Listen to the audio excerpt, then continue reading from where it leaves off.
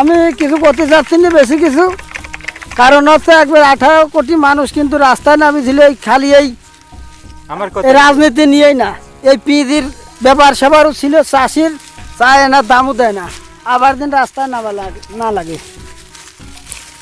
এবার খরচটা কেমন হয়েছে, দামটা কেমন পাচ্ছেন, ফলন বা কেমন হয়? খরচ হয়তো আসলে শতাংশে পড়ছে 2000 টাকা, পিজ আছে 1 মন করি, তার দাম 1000 টাকা, আর 1000 টাকা দিবি কিনা, আর 1000 টাকা কি হতো? নিচের জমি তাদের তো আরো বেশি loss। ওরে পড়ছে 3000 টাকা।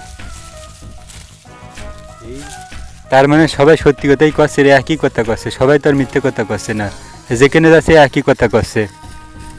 সম্মানিত দেশবাসী, যাহাই মনে করেন না কেন, যে তথ্যচিত্র তুলে ধরলাম, অনেকগুলো মাঠ এবং অনেক কৃষকদের সাক্ষাৎকার নিয়ে বুঝলাম, সবাই কিন্তু একই কথা বলতেছে। আর যারা এটা চাষ করেন তারা কিন্তু এই ভিডিওগুলো দেখে থাকেন, তারা কিন্তু বুঝতেছেন যে আসলে চাষে কী পরিমাণে খরচ হচ্ছে, কী পরিমাণ ব্যয়বহুল খরচ এবং শ্রম। অন্যের জমি লিজ নিয়ে এই জুলাইয়ের গণ অভ্যন্তরের পরে সব কিছুর দাম অস্থিতিশীল হয়ে ওঠে। সার, কীটনাশক, তেল, সেচের দাম সব কিছুই বৃদ্ধি পায়।